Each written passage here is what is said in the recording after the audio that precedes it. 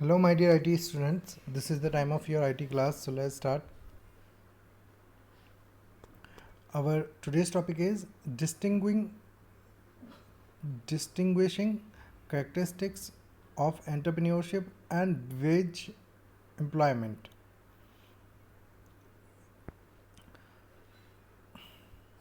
We learned that entrepreneurship meaning organizing, developing, and managing businesses, venture along with any of it risk in order to make profit.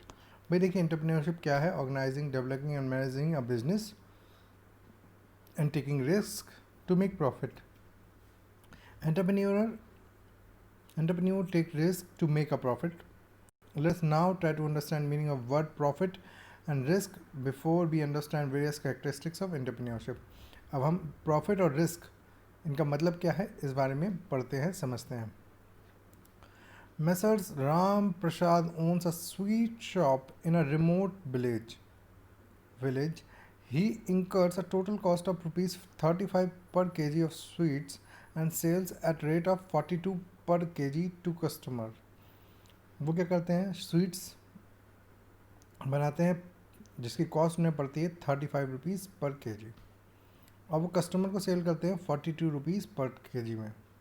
The amount of profit earned by Ram Prasad sweet house amount to ₹7 per KG. उन्हें हर kilo पर Ram Prasad sweet house को हर kilo पर 7 रुपये बचते हैं. ₹42 minus ₹35, ₹7 per kg.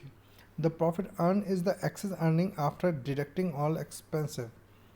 जो profit कमाया जाता है वो कैसे निकलता है? सारे के सारे जो एक्सपेंसेस होते हैं उनको घटाने के बाद. ठीक, अब बात करते हैं रिस्क की. A situation where the result is not known and could lead to a loss. वो सिचुएशन जिसके बारे में हमें पता नहीं है और जिससे हमारा लॉस हो सकता है, रिस्क है. For example, when I am making 10 kg of sweet I risk spending 300 on buying milk. मैं 10 किलो स्वीट बना रहा हूँ, एक एग्जाम्पल में बता रहे हैं, स्वीट बना रहा हूँ, उसके लिए मैंने 300 रुपये का मिल्क खरीदा है.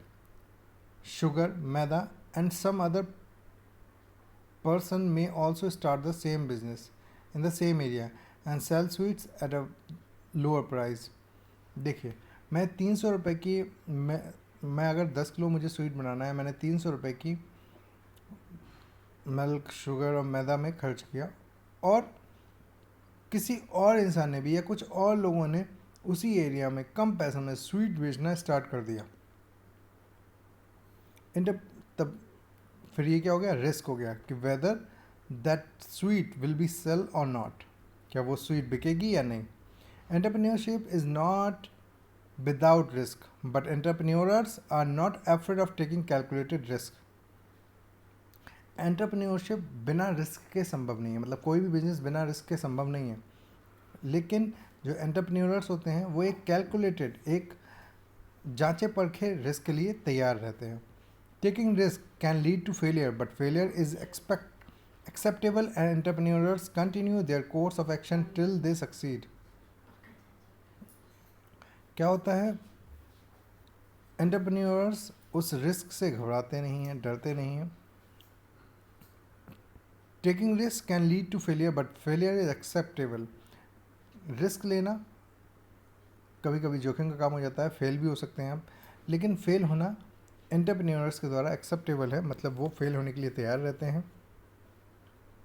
और बिना डरे they continue their course of action till the success. वो लगातार बिना डरे उस काम को करते रहते हैं और एंड एट द एंड जब तक कि वो सक्सेस नहीं पा ले. आगे है कैरेक्टरिस्टिक्स ऑफ एंटरप्रेन्योरशिप. पढ़ लेते हैं एक बार क्या कह रहे हैं. Let us now look at the some of the distinguishing characteristics of entrepreneurship. कुछ कैरेक्टरिस्टिक्स हैं एंटरप्रेन्योरशिप की, एक बिजनेस की, तो देखते हैं क्या क्या हैं. First one, ability to take up risk लेने की क्षमता. Believe in hard work and discipline. एक एंटरप्रेन्योर हमेशा हार्ड वर्क और डिसिप्लिन यानी हार्डवर्क और डिसिप्लिन में बिलीव करता है। आगे बात करते हैं, adaptable and flexible to achieve the goals of enhancing quality and customer satisfaction।